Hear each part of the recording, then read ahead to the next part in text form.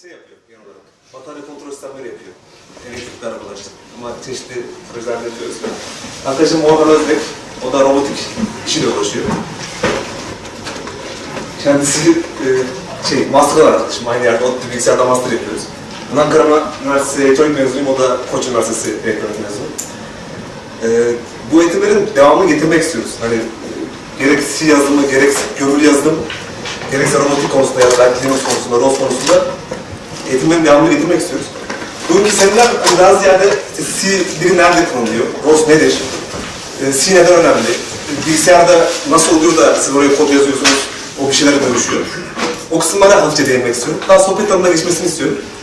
Yani size de daha yardımcı olmak babında, bir de ileriki eğitimlerin gidişatını belirlemesi için neden bu işle ilgilendiğinizi, adınızı, soyadınızı, yani deneyiminizi alabilir miyim? Görmek isteyenlerden.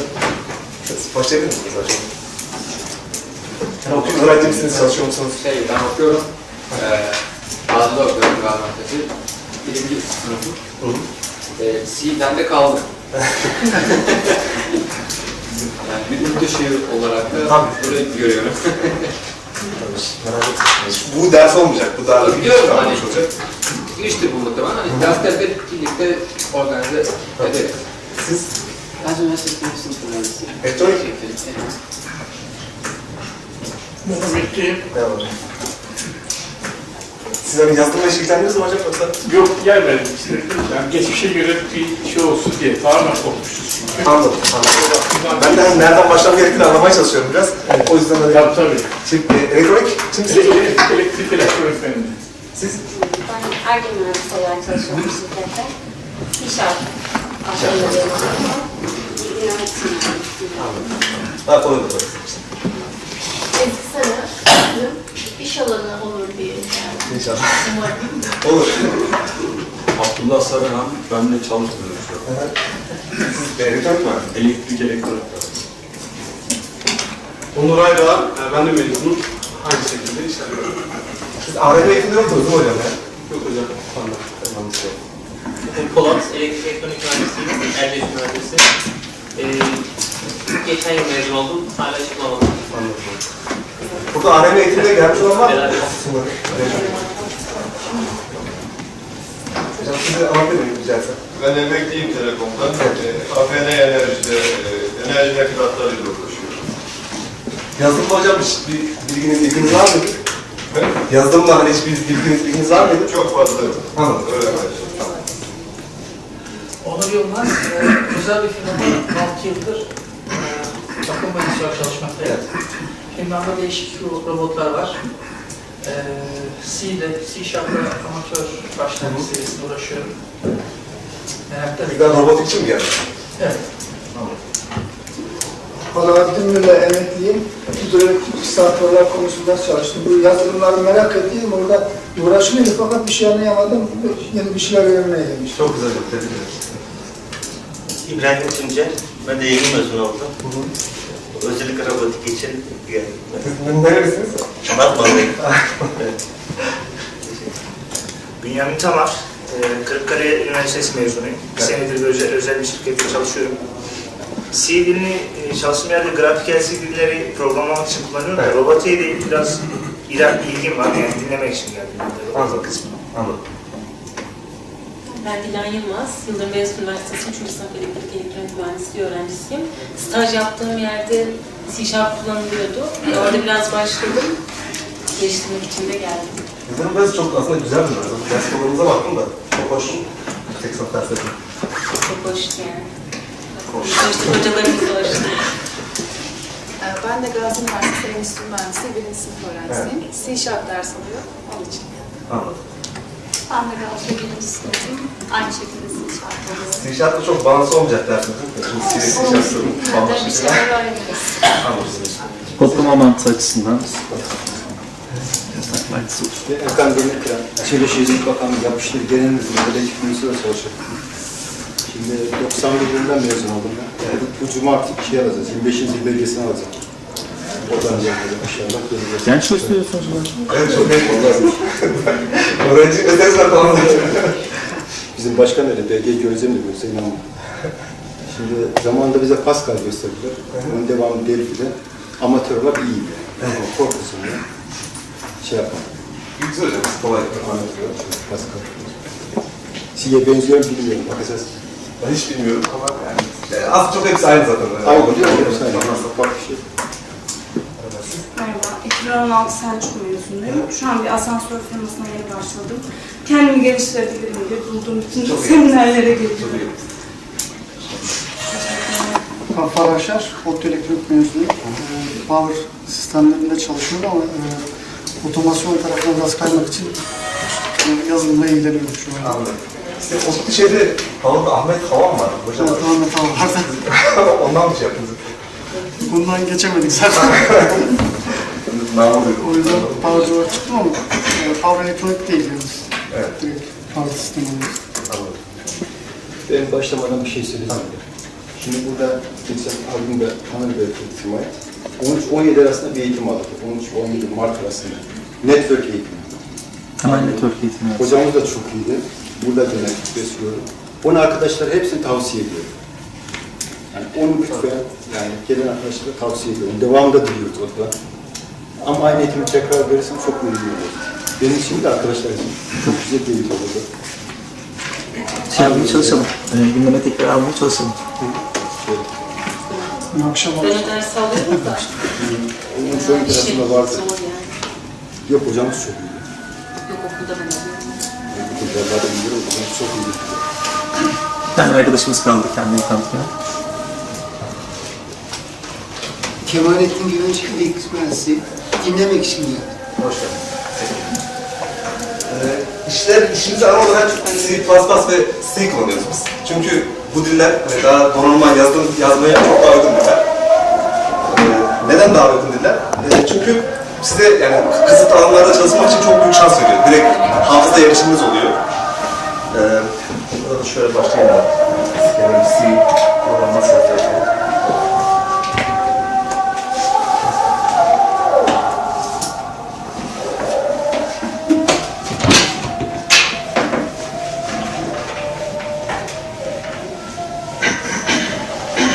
Cümlelerin aslında halini anlıyoruz. Sonuçta bir tane şey var. Yazı yazıyorsunuz, İngilizce yazı yazıyorsunuz. Bir şeyler oluyor. Cep telefonun ekranı canlanıyor. Işık yanıyor, sönüyor. Mesela arkadaş bir şey elektronik yere ekleniyor. Onunla power konsantralar yapılıyor. Aslında çok tuhaf şeyler. En baştan başlamam gerekirse aslında her şey bu elektronikçi arkadaşlar daha iyi bilir. Gate seviyesinde yani bu transistör seviyesinde oluyor. Yani siz yazılım yazarak aslında işlemcinin içindeki transistörlerinden geçen elektronu manipüle ediyorsunuz. Ve yani onlarla enteresan şeyler yaptırabiliyorsunuz. Bağlantıyı bulmak çok zor. Ama aslında sizin bilgisayar dediğiniz şey, kodu yazdığınız C kodunu ya da C++ kodunu yazdığınız bilgisayar dediğiniz şey bir tane toplama makinesi. Bir şey söyleyeceğim. Evet. Söylemiştim. Windows işletim sistemi C kullanılıyor. Tabii. Hangi C yazıyor? Windows işletim sistemi bilmiyorum ama Unix, Linux C'de yazılmış. Linux tamamen C'de yazıldı. Ama Windows'da C tabanlıdır. Java, C. Java, C. C'den Plası var mı yok mu normal mi? Plası var mı? Şarkı. C++'da kullanıyor, şarkı kullanıyor bilmiyorum. Yani işletim sistemi çok büyük bir sistem olduğu için bunların genelde çekirdeği böyle C++'da. Tabii, çekirdekler hep C'deriz. Evet.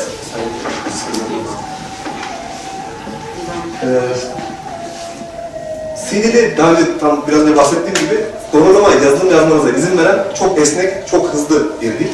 Ama tabii mühendislikte ilk öğrendiği şey trade-off. Bir şey verirsek başka bir şey kaybetmek zorunda kalırız. C dilinde de buna karşılık hiçbir şekilde kullanıcı koruma diye bir şey yok. Mesela memory leaklere, yani hafıza ile ilgili hata yaparsanız hiç uyarı vermez. Array kullanırken bunları hepsini öğreneceğiz derdi. Array kullanırken indisi negatife edebilir, yani gitmek istemediğiniz yerlere gidebilirsiniz. Size tüm memory allocation'ını size bırakır, kendi hiçbir şey yapmaz. Garbage collection yoktur, bir şey alıyorsanız geri işletim sistemine vermek zorundasınız ve bunu siz ayarlamak zorundasınız. Yani aslında ne yaptığınızı biliyorsanız C çok güzel bir dil. Her şeyi yapabileceğiniz bir dil. Ama mesela şey diyebilirsiniz, atıyorum C Sharp'la C'de yaptığım şeyi, C'de bir yerde yaptığım şeyi C Sharp'la bir günde yapabilirim. Ama C çok daha hızlı. Ama hani böyle bakınca hangisi daha hızlı oluyor aslında? C Sharp daha hızlı oluyor diyebilirsiniz. Dediğim gibi trade-off. Nerede ne iş yapacaksanız ona göre şey verilmeniz gerekiyor. Ama hardware'le herhangi bir şekilde donanımla konuşmak istiyorsanız C bilmek ya da C++ bilmek zorundasınız. Sizin yazdığınız C kodu şu şekilde yorumlanıyor. Şu şekilde işe yarıyor. Ben biraz önce bahsetmiştim. Siz C yazarken İngilizce yazıyorsunuz. Ben mesela diyorum ki ne diyorum? Benim tüm kolumun çalıştığı şey. Bir şey istersen. Tüm ana kolum burada çalışıyor. Bunun dışında öyle bir şey yazamam. Mailin içinde yazmak zorunda. Buraya kütüphanelere ekliyorum.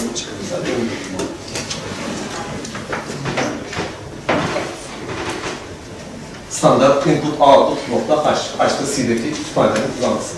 Bu benim ana kolumun gördüğü yer. Şu kolumdan burada almak zorundayım. Şunun üzerinde değişkenler vesaire tanımlayabiliyorum ama fonksiyon döndüremem burada. Yani ana senaryo burada dönmek zorunda. Şu an bunlar anlamlı gelmiyor olabilir. Hepsi oturacak zamanla. Sadece şu an ön bilgi. Zaten bu seminerin ana amacı da ön bilgi. Mesela ben buraya ekrana bir şey yazdırmak istiyorum. Konsola, bilgisayar konsoluna bir şey yazdırmak istiyorum. Bir şey yazıyorum. Printf diyorum. Çok klasik. O da olmuş. Yazdırıyorum. Şurada int olduğu için bir şey return etmek zorundayım. Yani yanlış öğrenmeyin diye söylüyorum. Hiç tercih anlamıyorum. Çok basit yanında. Mesela bakıyorum, return yazıyor, main yazıyor, printf yazıyor. Aslında bu İngilizce yani. Bu bilgisayarda nasıl anlayabilir ki? Bilgisayarın tek anlamı şey 0 ya da 1. Bilgisayar için hiçbir şey ifade etmiyor bunlar.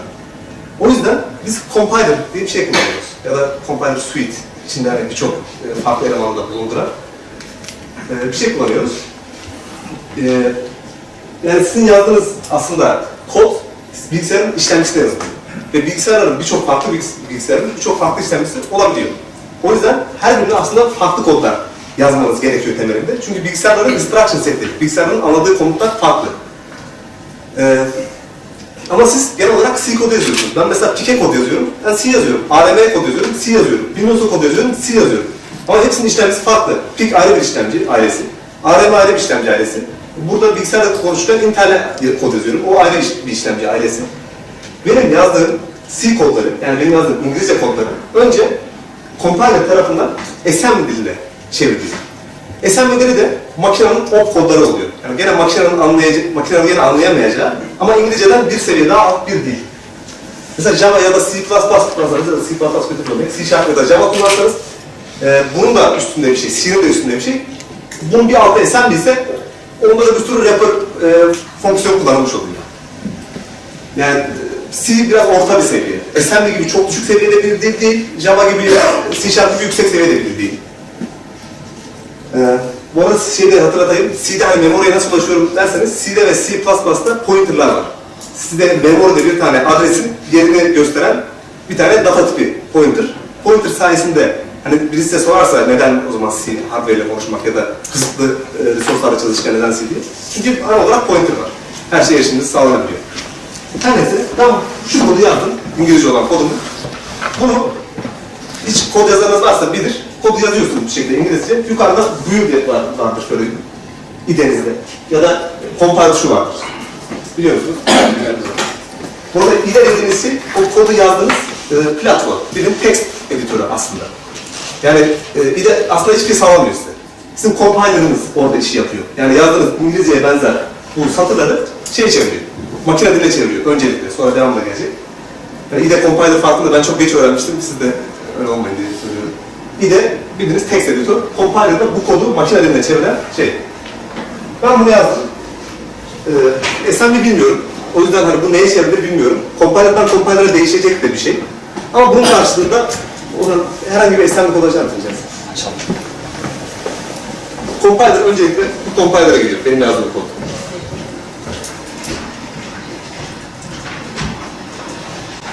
Anlamıyorsanız hiç dert etmeyin. Her biri zamanla çok oturacak. Sadece bu ön bilgi cidden işinize yarayacak ileride. Ha diyeceksiniz.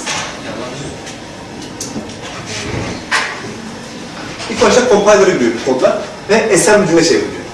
Assembly dili de aslında her işlemcinin, sizin kullandığınız yani Intel işlemcisinin, PIC'in, AVR'nin, Arduino'nun üzerinde de AVR vardır mesela. O kodlarına çevriliyor. O kodda o işlemciyi tasarlayan mühendisler o işlemlerin anlayacağı bazı komutlar içine sıkıştırıyorlar. Yani onun anısı o komutları alıyor. Bunları da anlatacağım.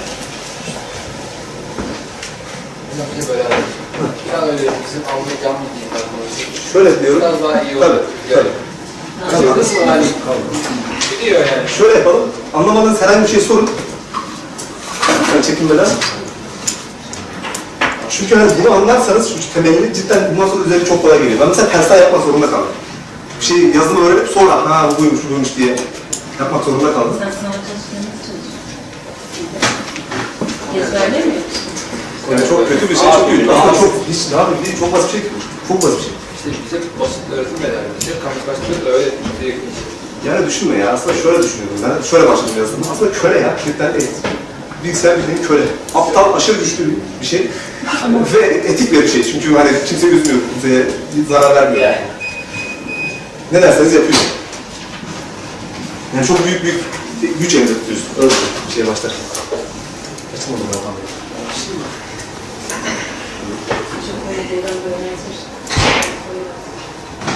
Şu bilgisayar gelsin hani anlamıyorsanız daha adım daha Bizde şey olmuştu işte, matris 6'ya 6. Komple çekiyoruz. Bir daha matris şey. çok basit ya. Yani 2 ders sonra çok önemli ders. Normal dedim. Dediğim gibi aslında bu ders C dersi değil. C dersinden ben computer architecture'a atlıyorum bilgisayar mimarisine. Sonra siz de biraz anladıktan sonra burada C dersi açarız. Sonra belki ileride gömülü sistemler dersi açarız. Yani öyle devam ederiz. Mesela Hello World'un assembly kodu buymuş arkadaşlar. Görüyorsunuz. Mesela şurada ne var? Mov komutu var. Mov komutu bunun op kodu. Bu işlemleri. Nereye yazılmış bu kod? Intel işlemci için mesela op kodda. Şu bir satır, benim yazdığım İngilizce pardon 2 satır, burada şu manaya geliyor. Burada compiler şey yapıyor. Assembly yazan arkadaşlar da var, direkt modülde yazan arkadaşlar da var ama çok saçma çünkü compiler'a çok fazla ayarlıyor yani İngilizce yazarsanız. Şurada register'lardan bir değeri atıyor, bir şey yapıyor falan. Compiler'dan sonra, bu dile getirdikten sonra bilgisayar bunu gene anlamıyor. Çünkü bilgisayar için anladığı tek şey 0 ve 1. Başka hiçbir şey anlamaz bilgisayar. Ona 0 ve 1 vermek zorundasınız. Compiler'dan sonra bunu çözmek için, bu assembly'yi çözmek için assembler geliyor bunun altına. Assembler bu dili makine diline çeviriyor. Makine dili yani 1 ve 0'a çeviriyor. Artık hani bilgisayarın anlayacağı dillere. Mesela ben burada dedim ki include dememişim.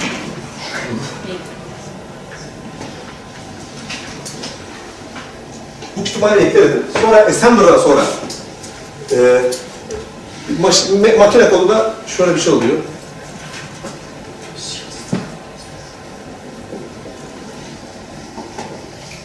Aslında 0-1-0-1'lerden oluşan bir şey. Evet, anlayabileceği şekilde bilgisayar. Rastgele yani. Bir şeyler. Bunun da sonra linker geliyor. Bu kısım biraz daha önemsiz. Böyle library'leri, statik ve dinamik kütüphaneleri, şunu şöyle eklediğim gibi şey yapıyor. Buna bağlıyor. Şurada mesela gördüğünüz gibi makine dili de buymuş. Bu makine dilinin de bizim okuyabileceğimiz hali. Yani 0-1 değil de 16 sayı sistemi. Hangi arası var? Yani ekstra şey biraz yaklaşıyor. Böyle bir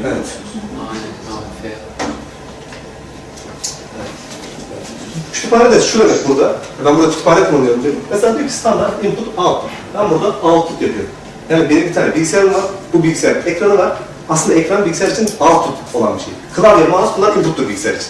Ben oradan data giriyorum, tıklıyorum bir şeye. Bilgisayar alıyor. Ekran bilgisayar için output. Yani ben ekrana bilgisayarın içindekini dışarı veriyorum.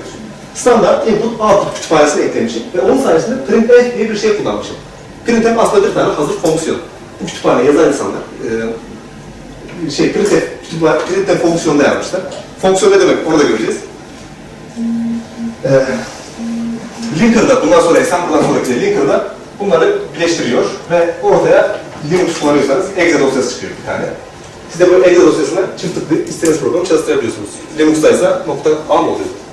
direkt sadece adı var. Ha tamam. Windows için böyle bir şey oluyor. Şimdi ben bu exe dosyasına tıklayınca ne oluyor? Bunu anlatmak istiyorum. Exe dosyası herhangi bir sizin bilgisayarda çalıştırdığınız şey bir exe ulantısı vardır. Çalışıyorsa, çift tıklayıp çalıştırıyorsanız. Exe dosyası executable yani çalıştırılabilir şey manasına geliyor. Siz bu bilgisayarın şeye tıkladığınızda, exe'ye tıkladığınızda sonuçta şöyle bir şey var mı? Bilgisayarda insan bilmesi gerekiyor çünkü kod yazdığı ortam bilgisayar. Bilgisayarın RAM'i var, işlemcisi var, hard diski var. Hard disk ne işe yaradığını bilen var mı? RAM'in, hard diskin ya da RAM hard disk farkını bilen var mı?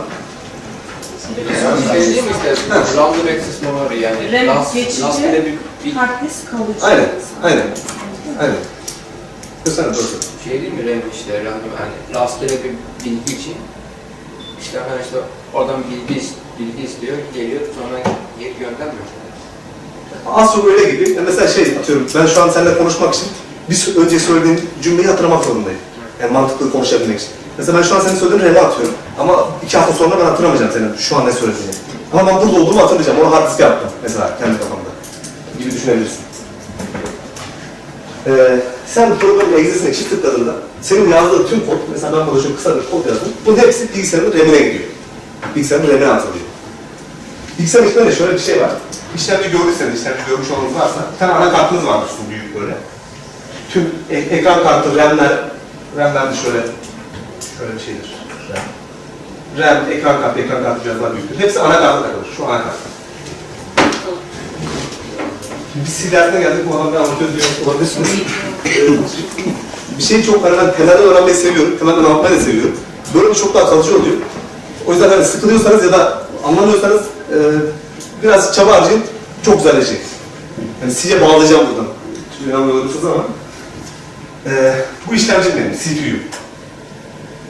Ben exe'ye tıkladığımda bu tüm kod RAM'e atılıyor. RAM'in içinde oluyor. Yani daha farklı şeyler de var, hard disk'e falan atılıyor ama RAM'e atılıyor. Yani exe'yi ben oluşturduğum anda zaten hard disk'imde duruyor exe. Bilgisayarın içinde açıp kapattığımda bilgisayar hala orada duruyorsa duruyordu exe. Ama çift tıkladığımda bu exe'nin içindeki komutlar, yani aslında şu Hello World RAM'e yükleniyor. RAM'e yüklenince bakıyor. Aslında satır satır, şurada Orhan çalışmıştı. Yani bundan önce de assembly kodu vardı. Orada satır satır şeyler var. Instruction'lar var. Instruction komutlar var satır satır. Şöyle. Aslında bilgisayar geliyor. Bilgisayarın olayı şudur. Paralel işlem yapamıyoruz şu an. Hani çalışmalar var ama sizin evinizdeki bilgisayarlar paralel işlem yapamıyor. Ekran kartlarınız belki yapabiliyor. Satır satır bir şey işlemek zorunda. Mesela atıyorum, şu an şu bilgisayarda biz şu an bir şeye bakıyoruz. Arka tarafta browser açık, internete girebiliyoruz, müzik dinleyebiliyoruz. Bunlar mesela aynı anda yapılıyor gibi görünebilir ama aynı anda yapılmıyor. Bilgisayar bunlara bir zaman aralığı atıyor. Mesela Linux'ta 10 milisaniye sanırım. 10 milisaniyede birinden birine geçiyor hızlı.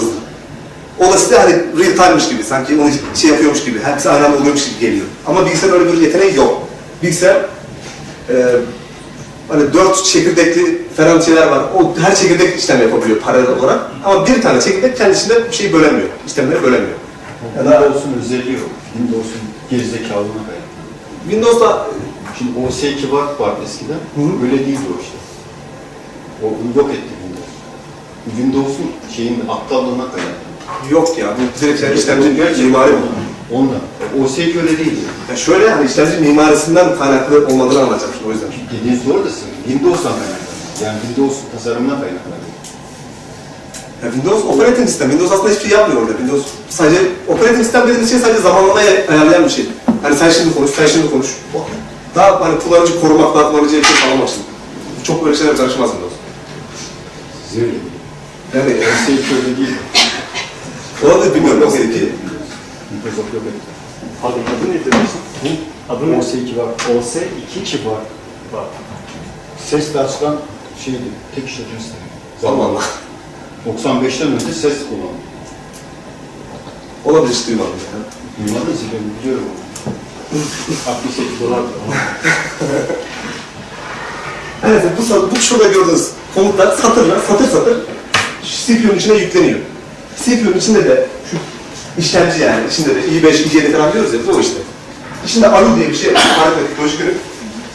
Bu ALU'ya satır yükleniyor, o ALU'da işlemleri yapıyor. Aslında siz şöyle tuhaf bir şey var, yani bilgisayar hani sana da o yüzden basit dedim. Aslında hani görüntüde işlesen, satsam bir şey de yani aklına geliyorsa, oyun da yapsan aslında bilgisayar toplama yapıyor ya şimdi. Toplamadan başka bir şey yapmıyor. Çok komplike bir tane toplama makinesi bilgisayar. Hani toplamadan başka komutlar da var, atıyorum. Yani düşünsene çıkarma aslında toplama. Çarpma toplama, bölme toplama. Kesin öyle. Hesap makinesi yani şu yaptığınız. Sadece aşırı hızlarla çalışıyor. Ya da mesela bir başka bilgi daha vereyim. Mesela bilgisayarınız vardır evde. Bilgisayarın hızı kaç falan diye sorarım hadi. Ne demek mesela?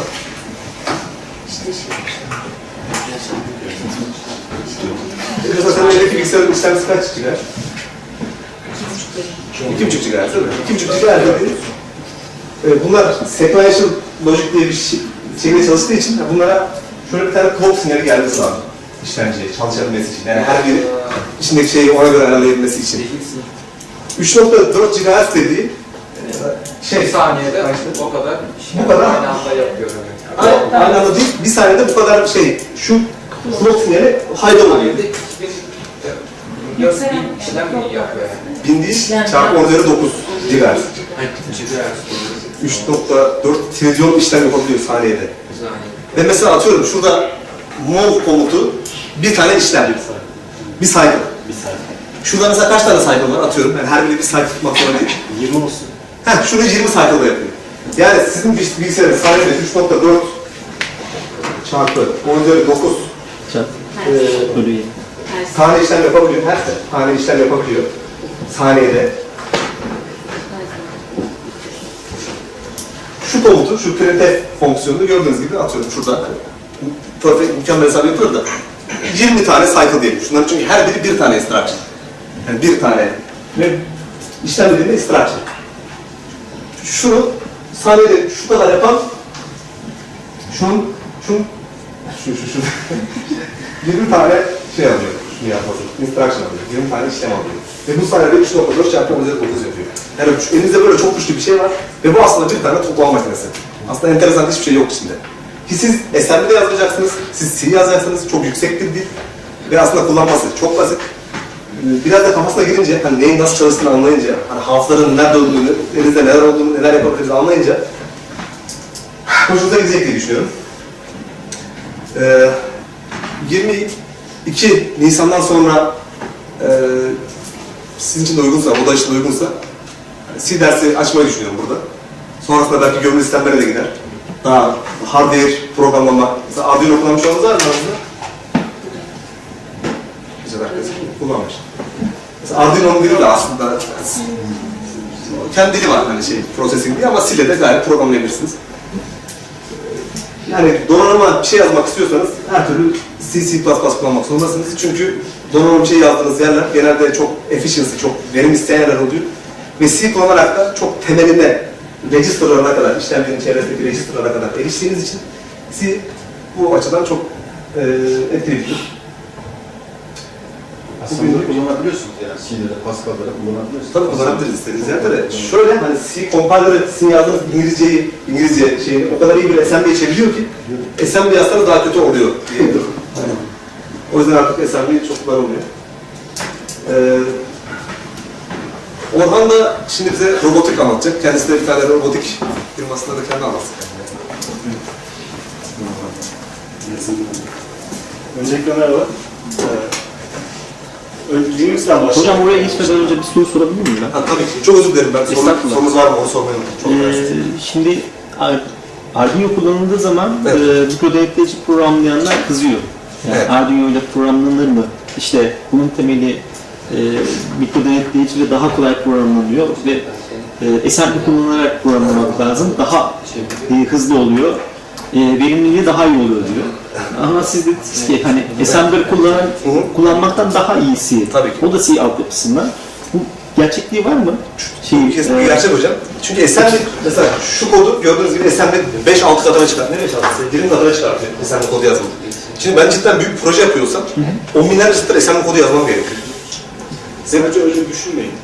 Optimizasyon yapıyor ya artık kod. Kod diyorum ben. Compiler o kadar iyi optimize ediyor ki kodu sizin yazdığınız assembly kodundan çok daha iyi bir halde yazıyor.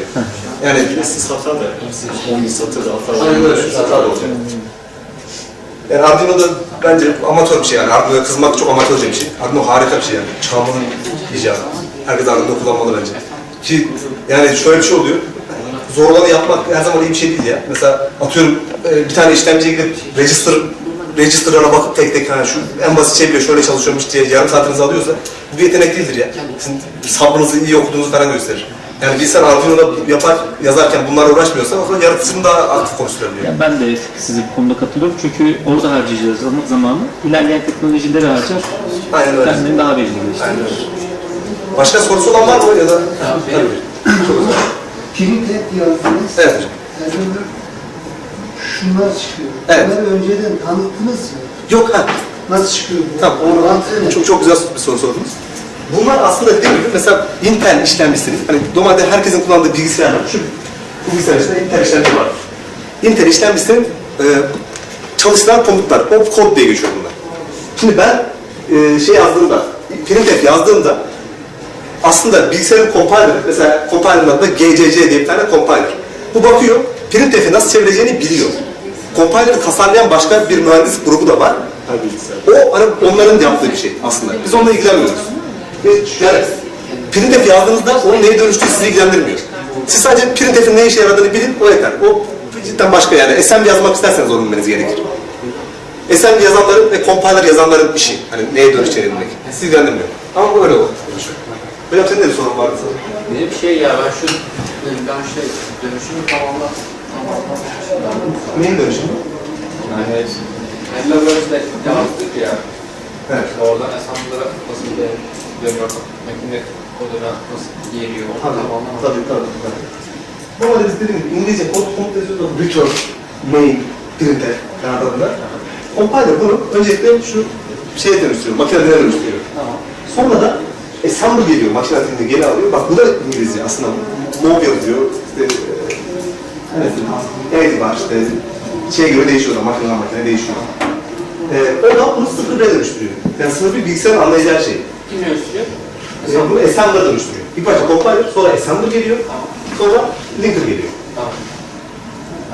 Bunlardan önce bir de prosesör var, onu anlatmadım. O da komutları falan kaldırıyor da çok gereksiz bir şey falan. 4 aşama aslında. Compiler, assembler, linker, en başta da preprosesör var. Buyurun hocam. C'nin çok fazla çıkı var. Evet. C Sharp, C++. Evet. Başlangıç için ya da en iyi kavraması için hangisini önerirsiniz? Çok güzel soracağım burada. C öneririm çünkü C cidden hani sadece kodlamayı değil, hani bilgisayarın nasıl çalıştığını anlamak için de çok iyi bir dil. Ve C'nin mesela compiler yazmak da diğerlerine göre daha kolay olduğu için C'nin yani daha çok çeşit de var. Yani istediğimiz yerde C yazarak kullanabilirsiniz. Mesela C++ da gayet hafıza erisinin erişiminizi sağlayan, donanımla konuşmanızı sağlayan bir tane dil. Ama C++ embedded işlerinde, hani benim yaptığım işte gömülü işlerde o kadar gelişmiş bir dil değil. Hani C domine etmiş piyasayı. Neden? Çünkü C'nin compiler'ını yazmak daha kolay. C'nin bir sürü diyalekti var, bir sürü C'nin versiyonu var ama C++'ın yok. Çünkü C++ compiler yazmak çok zor. O yüzden C daha gelişmiş bir dil. Hani kullanım alanı olarak da başlangıç seviyesinde kalacaksanız C daha mantıklı. Eğer ama hani donanım kullanamayacakssanız C'de kalmanızı tavsiye etmem. C öğrenin, basit data tipleri öğrenin, sonra C# öğrenin çünkü çok daha az bir bilgiyle çok daha fazla şey yapabiliyorsunuz.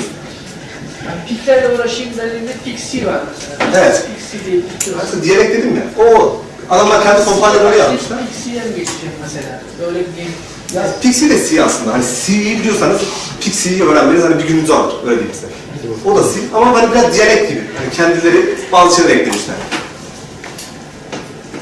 Yani aslında genel geçer bir C olması çok mantıklı çünkü dediğim gibi ben printf yazıyorum. Printf nerede printf? Intel'in opkodları farklı, PIC'in opkodu farklı. Hani ayrı compiler'lar bunları ayrı işlemcilerin çalıştıracağı şekilde dönüştürüyor. Ve C şöyle bir dil aslında, C kolay öğrenmesi. Yani temelinde. Ya mesela hani C, adama C biliyor musun diye sorduğunda genelde her şeyden, öğrendim her şeyden. C'yi güzel kullanmak çok zor. Yani yoksa C'yi cidden 2 ay otursanız siz de tüm temel şeyleri öğrenirsiniz. Nasıl öğrenebiliriz kendimiz? Yani YouTube'da videolar var. YouTube videosu oldu. Ben kitaptan öğrendim. kitaptan öğreniyoruz. Çok da kötü bir kitaptı. C dili öğreniyorum, tanımlı bir kitaptı. Yani biraz zorlanacağım, ben bunu çok iyi öğreneceğim diyorsanız Deniz Emreşi diye bir abi var. C yazan, C bulan kişi. Onun kitabı var. Türkçe'ye de çevrilmiş. Bir tane hoca çevirdi hatta. Çok güzel bir kitap. Ama anlaması biraz çok, yani bayağı zor. Onun yerine Rıfat Çölkesel sanırım. Onun C dili öğreniyorum diye bir tane kitabı var. Ben ondan öğrendim.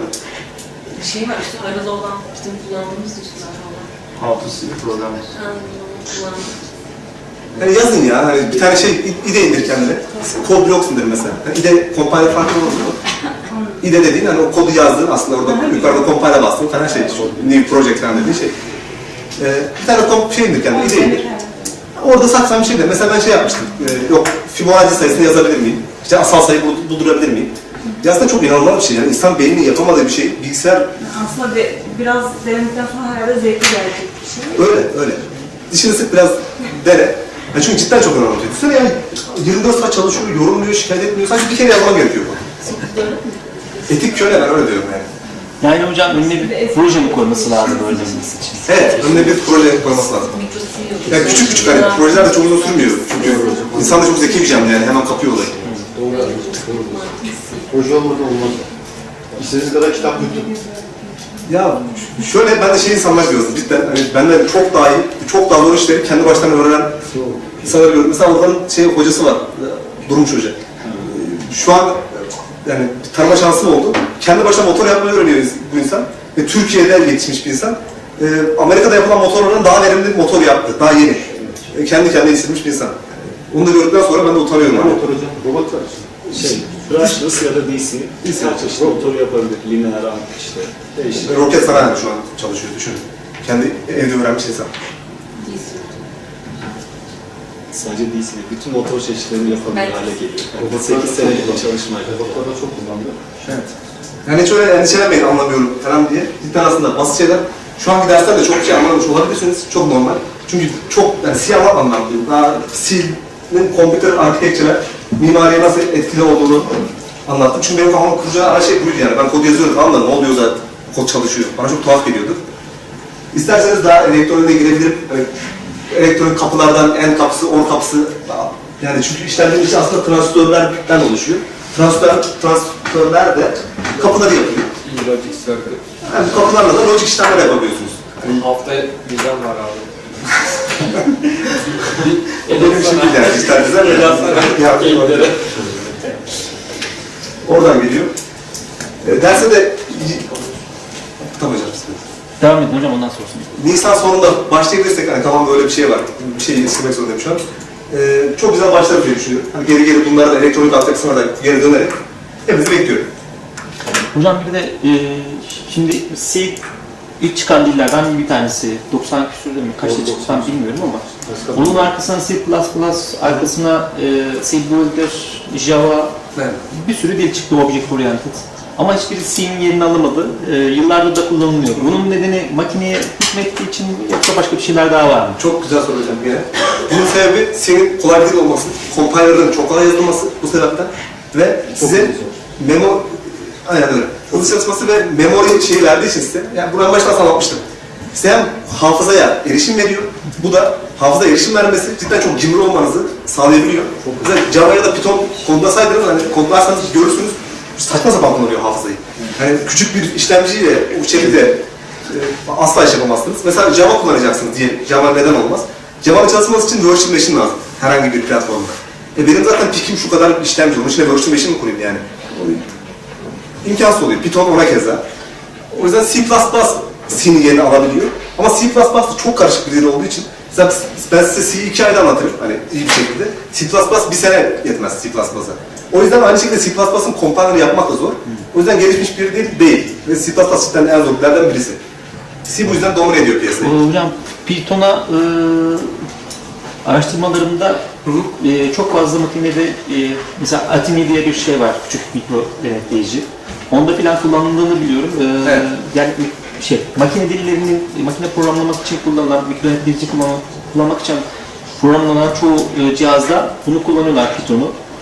Yani C'den daha bir yaygın diye gördüm, yanlış bilmiyorsam. Siz daha iyi içindesiniz ama. Biz robotumuzda, yani robotta daha doğrusu ben yoktum o zamanlar, Python dili kullanıyordu. Bütün işletim sistemi üzerinde Python'da yazılmış scriptler çalışıyor. Şimdi bir yaklaşma yapıyor, 10 saniye bekliyor, kutu alıyor, bir şeyler yapıyor, 20 saniye bekliyor. Aynı kodu, aynı yazılımı C++'a geçirdik, 1 saniye bile beklemiyor. Yani aradaki fark bence gerçekten yani memori kullanma açısından. Pointer falan kullanarak çok efficient kodlar yazılabiliyor. Yani çok güzel kodlar yazılabiliyor. İşte hani C'nin C++'da biraz o şey var, o da çok hoşuma gidiyor zaten. Yani cidden öğrenmesi kolay en başta ama çok iyi bilen bir insan çok farklı şeyler yapabiliyor. O kısmı çok güzel. Başka? Şimdi yakında kodlama mühendisliği çıkacak. Yani evet. Geleceğin iş alanlarında kodlama mühendisliği kavram başladı. Yazılım mühendisliği falan var herhalde. Var evet ama direkt kodlama, yani kodlama mühendisliği diye. Evet. Yani kodlama deyince sayıyoruz işte Python, Java, C, C hepsini kapsayacak mı? Ya da kapsıyor mu? Hocam C aslında yani bir yerde de önemli. C ile mi kavuşmalı? Bence hani genel olarak size hani yani öğretmenin katline olmayabilir, kusura bakmayın şimdi yani o yüzden. Ama şöyle diyeyim ben, çoğu kişinin C ilgisini çekmemeli çünkü C'nin iş alanı biraz daha zor ve daha elektronikçi işte. Yani aslında daha kolay iş bulmak istiyorsanız daha C# öğrenin, PHP öğrenin. Spesifik alanda daha çok. Spesifik alanda. C. Evet yani C spesifik alan değil de Türkiye'nin C ile para kazanmanız biraz zor. Yani gömülü işi yaparsınız C ile, işletim sistemi yazarsınız. Bu ülkede bunları yaparak biraz bir yerlere gelmeniz zor oluyor. Yani PHP bilerek çok daha az iş yapıp çok daha fazla para kazanırsınız. C#'da iş bulmanız çok kolay olur. Web programcısı olursanız freelance çalışabilirsiniz. Çok fazla iş var. C sadece diyorum ki çok temel bir dil ve ne yaparsanız yapın. Yani isterseniz web programcısı olun, isterseniz robotikçi olun. C bilmeniz sizin çok işinize yarar. Çünkü temel olarak bilgisayarı çok iyi anlamanızı sağlıyor. Çünkü bilgisayar bunda C1'i yazamazsınız. C kodu yazamazsınız. Ve yani biraz daha computer science, bilgisayar bölümünde ilerlemek istiyorsanız yok hani arama araçları, yok data tipleri, enteresan data tipleri falan hani bunları da C'ye implement etmek, C ile yazmak çok daha keyifli, çok daha öğretici oluyor. O yüzden hani C'yi herkesin bilmesi gerekiyor ama C'yi kariyerinde kullanmayayım diyorsanız bence kullanmayın. Ben düşünüyorum.